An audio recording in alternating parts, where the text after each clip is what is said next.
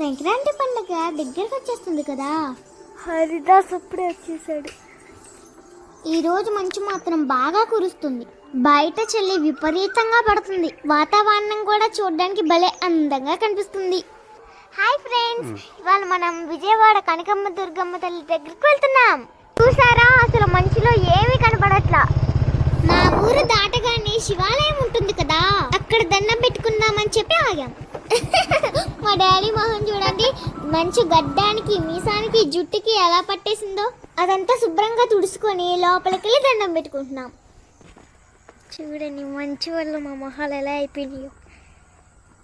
పొద్దున్నంత మంచిగా రెడీ అయ్యాను మంచు వల్ల. ప్రతిరోజు మంచు పడదు, కానీ ఇవాళ మేము పెద్దదాడే 5ంటికి లేచి ఊరెళ్తున్నాం. అప్పుడు మంచు పడుతుందండి.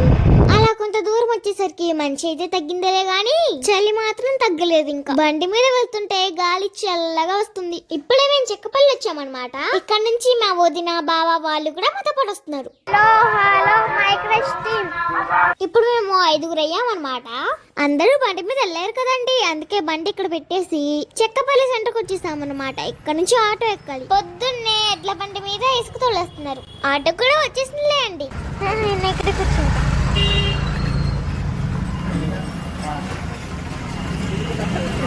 ఆటో ఎక్కేసా. ఈ కుక్క చక్కగా వచ్చే పల్లకి దారిచ్చుకుంటా ఎర్ర రోడ్డు జారుతుందో చూడండి. నాకు కుక్కలంటే ఇష్టమేలే గాని దగ్గరికి వెళ్తే కరుస్తాయని భయం.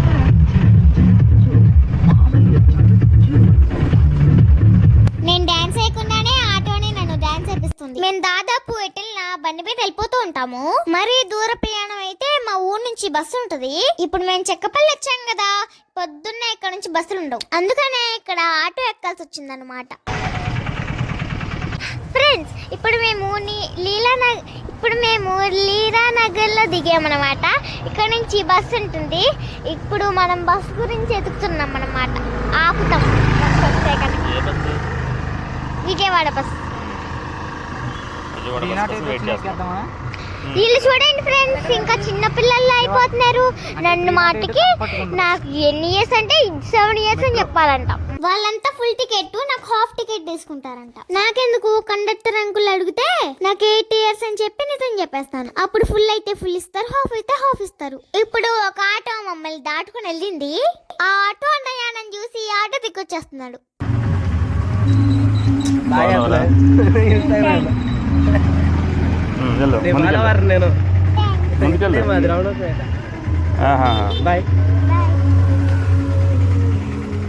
ఇప్పుడు ఒక ఫాలోవర్స్ కలిసారు, ఓన్లీ 1. ఇందాక కూడా కలిసారు కొన్ని, కాకపోతే అడగల.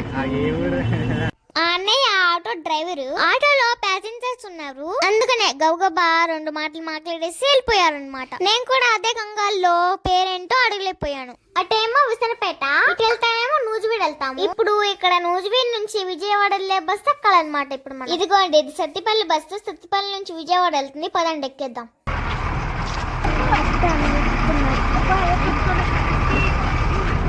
కూర్చొని ఎక్కుతావా?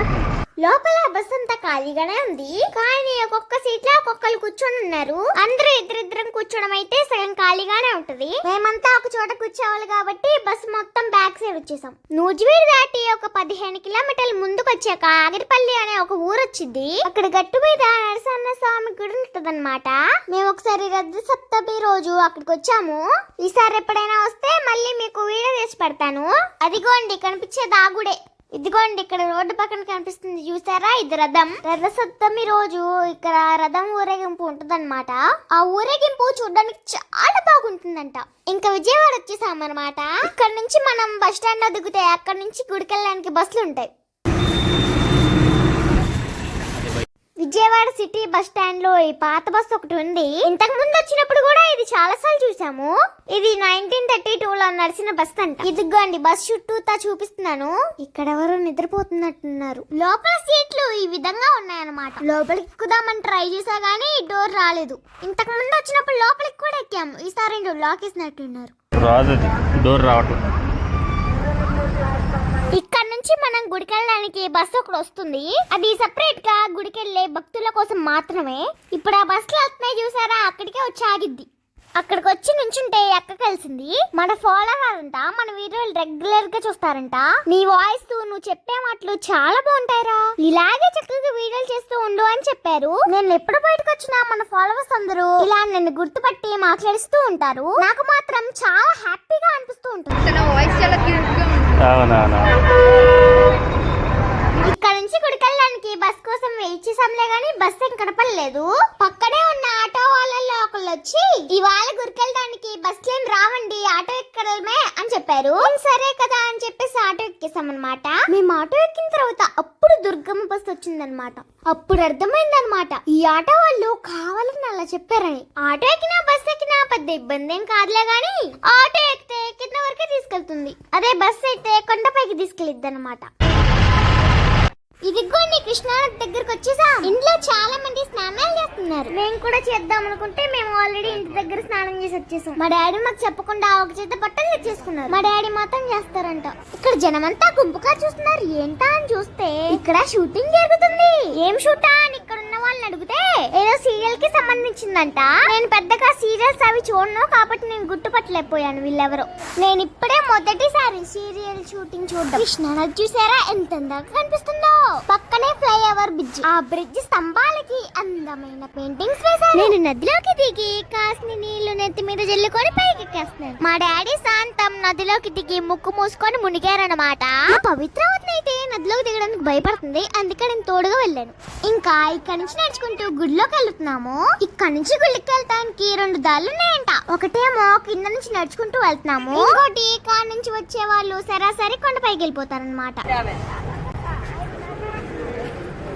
కొబ్బరికాయలు భయ కాయరవే సెట్ ఆవే.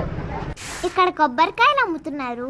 ఆ కొబ్బరికాయ కవర్లోనే చీర, జాకెట్, గాజులు, పసుపు కుంకాలు వేసి అమ్ముతున్నారు. అది గొండ అక్కడ కనిపిస్తుంది చూసారా, పెద్ద బిల్డింగ్. మొత్తం 7 ఫ్లోర్లు ఉంటాయి. ఇప్పుడు మనం ఆ 7 ఫ్లోర్లు ఎక్కాలన్నమాట. పక్కనే వాటర్ ప్లాంట్ ఉందన్నమాట. అక్కడ వాటర్ పట్టేసుకుంటున్నాం. మరి మెట్లన్నీ ఎక్కాలి కదా. అక్కడ నుంచి వెళ్తుంటే ఈ పక్కనే హోమకుండం కనిపించింది. ఇక్కడ అందరూ దండం పెట్టుకొని బొట్టు పెట్టుకుంటున్నారు. మేము కూడా వెళ్తున్నాం అక్కడికి. ఈ హోమకుండం లోపల ఏముందా అని చూస్తే ఇలా ఉందన్నమాట. ఇక్కడ నుంచి ఇప్పుడు మనం కొండెక్కాలి. లోపలికి ఫోన్లు, బ్యాగులు ఇవేం పట్టుకెళ్ళనివ్వరు. అన్ని బ్యాగ్ లో పెట్టేసి పక్కన కౌంటర్ లో ఇచ్చామన్నమాట. ఇంకిప్పుడు మేము దర్శనానికి వెళ్తున్నాం. అమ్మవారి దర్శనం చాలా బాగా జరిగింది. ఇప్పుడు మీరు చూస్తున్న విజువల్స్ అన్ని నెట్ లో డౌన్లోడ్ చేసి మీకు చూపిస్తున్నాను.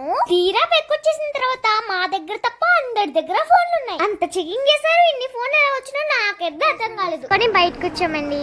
ఇక్కడ మెట్ల మీద నుంచి వెళ్తే లోపల కూడా ఏవో గుళ్ళు కనిపిస్తున్నాయి. కాకపోతే పై అన్ని ఎక్కేసరికి కాళ్ళ నొప్పులు వచ్చేసినాయి. అందుకే ఇంకెక్కడికి వెళ్ళలేకపోయాము. ఫోన్లు, కెమెరాలు అవన్నీ ఇక్కడ పెట్టేసి పైన దర్శనం చేసుకోవడానికి వెళ్ళామండి. మేము ఇప్పుడే తినేసి ఇప్పుడే కిందకు వచ్చి ఫోన్లు, కెమెరాలు తీసుకొని ఇప్పుడు మీకు చెప్తున్నాను అనమాట. ఇక్కడ నుంచి వెళ్ళేటప్పుడు మా డాడీని ఐస్ క్రీమ్ కొనిమన్నాను. దానిలో బాదం పాలు కనిపించినాయి. ఇవి కూడా కొనిమన్నాను. నీకు ఐస్ క్రీమ్ కావాలా, బాదం పాలు కావాలా, రెండిట్లో ఏదైనా ఒకటే అన్నారు. అసలు ఐస్ క్రీమ్ నా ఫేవరెట్, నాకు ఐస్ క్రీమే కావాలి అన్నాను. ఐస్ క్రీమ్ కన్నా బాదం పాలు మంచివిరా, బాదం పాలు తాగుదాం రా అన్నారు. బాదం పాలు తాగితే మళ్ళీ నాకు ఐస్ క్రీమ్ కొనిపెట్టరేమో అని తింటున్నాను. సర్లే బాదం పాలు తాగు, ఐస్ క్రీమ్ కూడా తిను అన్నారు. అందుకనే ఇప్పుడు నేను బాదం పాలు కూడా తాగుతున్నాను అనమాట.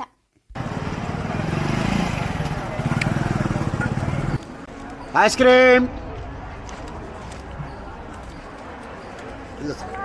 ఐస్ క్రీమ్ తింటే జలుబు చేసిద్దని మా డాడీ త్వరగా ఐస్ క్రీమ్ కొనివ్వరు. కొనిచ్చుకోవడానికి ఎలాంటి ప్లాన్ లేదో నాకు బాగా తెలుసు. ఏం చేసైనా సరే ఐస్ క్రీమ్ మాత్రం కొనిపించుకుంటాను. ఇక్కడ నుంచి ఇంటికి దిగేటప్పుడు దారి పొడుగుతా బొమ్మల కొట్లు చాలానే ఉన్నాయి. దాదాపు కిందకి వచ్చేసిన తర్వాత ఇక్కడ ఒక మండపం కనిపిస్తుంది. పక్కనే గోల కూడా ఉన్నాయి. వాటి ముందు వీళ్ళు శిల్పాలు చెక్కుతున్నట్టున్నారు.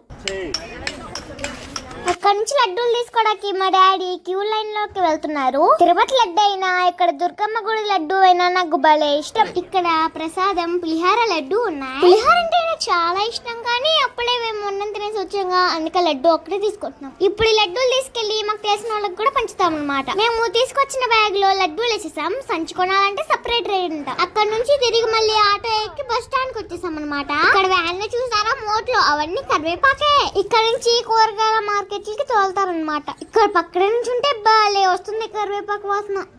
మా ఊరు వెళ్ళే బస్ వచ్చేసింది. మేమంతా బస్ ఎక్కేసాం అనమాట. మళ్ళీ బస్ లో వెనక సీట్లే దొరికినాయి మాకు.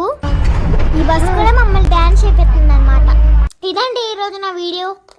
నా వీడియోస్ ఎలా ఉన్నాయి, మీకు నచ్చుతున్నాయా? నచ్చితే కామెంట్ చేయండి, సబ్స్క్రైబ్ చేయండి. ఇలాంటి వీడియోలు మరెన్నో చేస్తూ ఉంటాను. సరేనా? బాయ్.